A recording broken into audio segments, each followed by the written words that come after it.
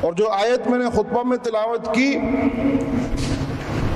مسلمانوں کے مابین، انسانوں کے مابین محبت، مودت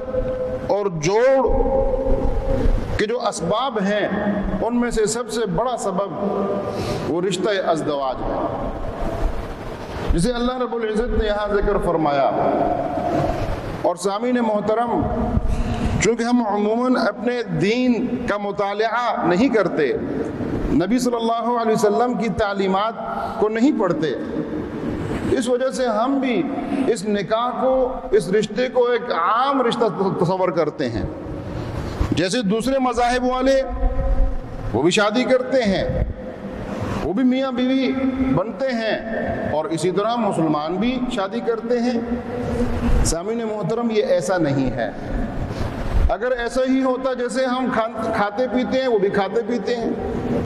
وہ لباس پہنتے ہیں ہم بھی لباس پہنتے ہیں، سردی گرمی کا ان کا لباس بھی مختلف ہوتا ہے، ہمارا بھی سردی گرمی کا لباس مختلف ہوتا ہے، اگر یہ ایسا ہوتا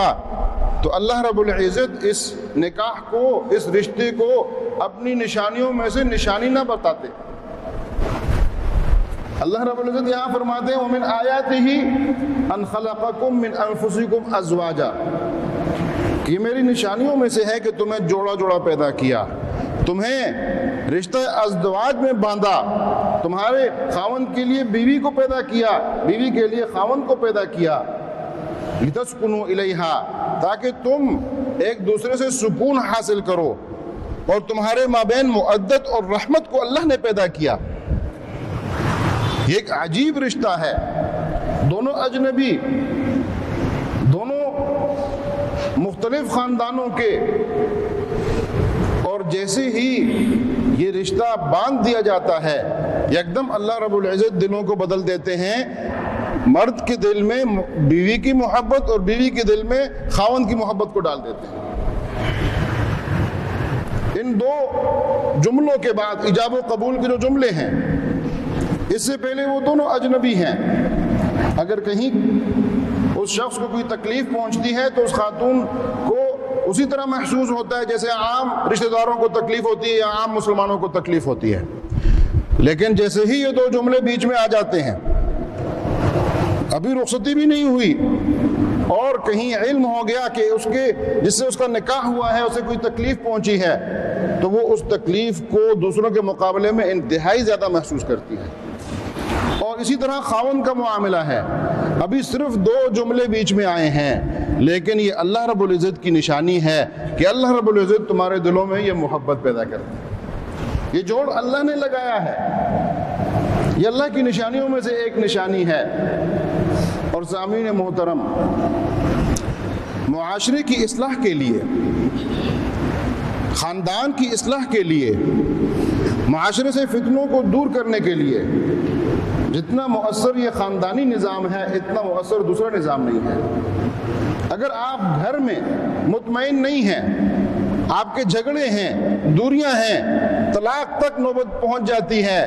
آپ کی اولاد کا مستقبل بھی خراب ہوتا ہے، آپ کا مستقبل بھی خراب ہوتا ہے، اور دو خاندانوں کے درمیان جھگڑا اور لڑائی علیحدہ پیدا ہوتی ہے، اور یہ جھگڑا اور لڑائی اور یہ دوری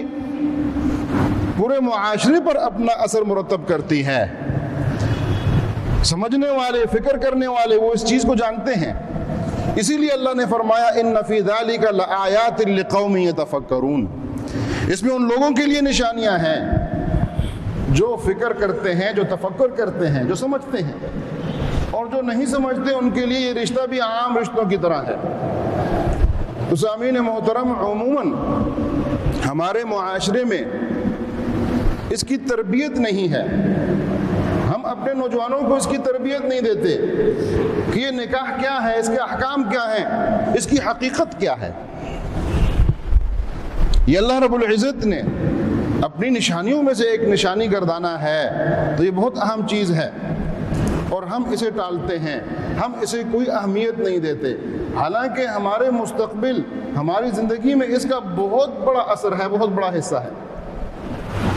نبی کریم صلی اللہ علیہ وسلم کا فرمان مبارک ہے کہ جس شخص کو اللہ رب العزت نے 3 نعمتیں دے دیں، وہ وہ بڑا خوش نصیب انسان ہے جس کو 3 نعمتیں اللہ کی حاصل ہیں۔ پہلی نعمت آپ صلی اللہ علیہ وسلم فرماتے ہیں کہ اس کا رزق اس کے وطن میں اللہ نے رکھ دیا، اس کے گھر میں، اس کے قریب میں، اس کے شہر میں اللہ نے رکھ دیا۔ وہ اپنے گھر والوں کے پاس بھی ہے اور وہ اپنا رزق بھی کما رہا ہے، وہ اپنے گھر بھی جاتا ہے اور اپنا رزق بھی کماتا ہے۔ یہ اللہ کی بہت بڑی نعمت ہے۔ وہ لوگ اس کا اندازہ کر سکتے ہیں جو لوگ اپنے رزق کی تلاش کے لیے دور دراز کے سفر کرتے ہیں، کوئی باہر ملکوں میں ہیں، سالوں بعد گھر آتے ہیں، اولاد کی تربیت، گھر والوں کی فکر، ہمیشہ یہ فکر ان کے ذہن میں رہتی ہے اور یہی سوچتے رہتے ہیں کہ کاش ہم اپنے وطن میں ہوتے، اپنے گھر والوں کے پاس ہوتے اور وہیں ہمارا کاروبار ہوتا اور ہمیں وہیں سے روزی رزق ملتا۔ یہ بڑی نعمت ہے۔ اللہ نے فرمایا وَبَنِينَ شُهُودًا، وہ لوگ جن کی اولاد ہے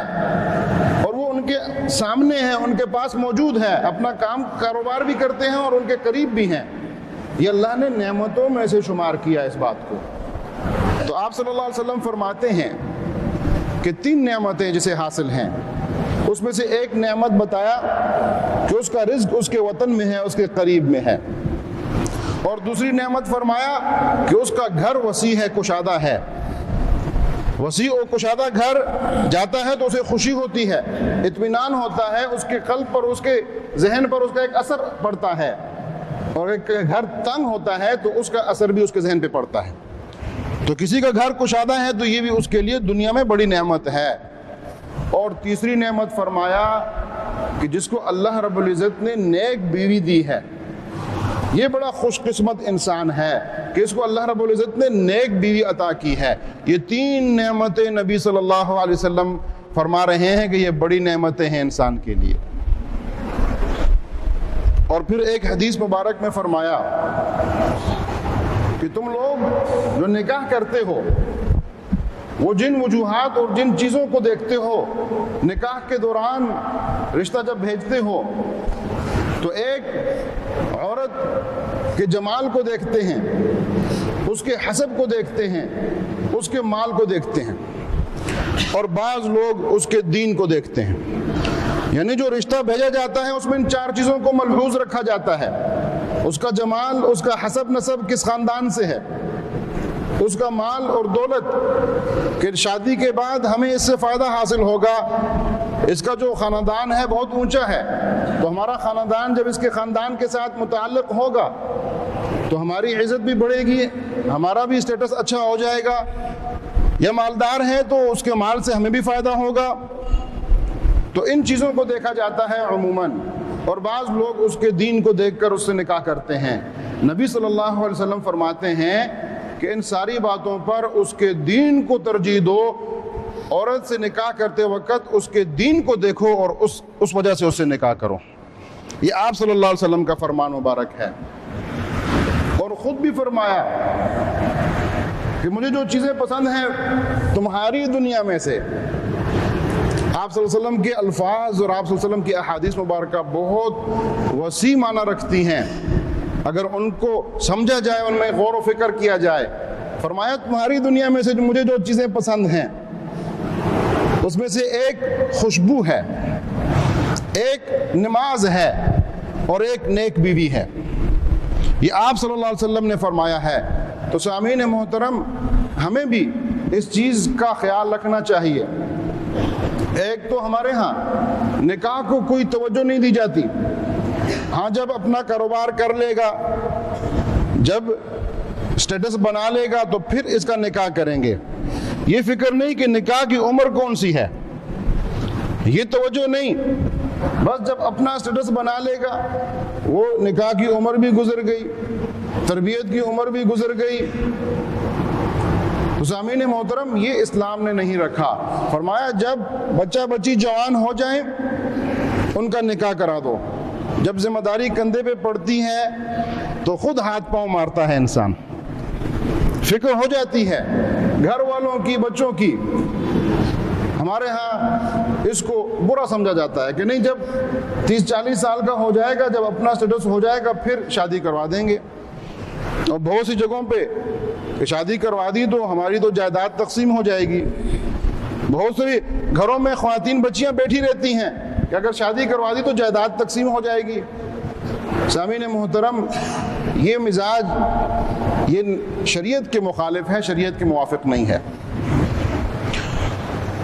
اور اسی طرح ہمیں نکاح کے احکام کا علم نہیں ہوتا. ہمیں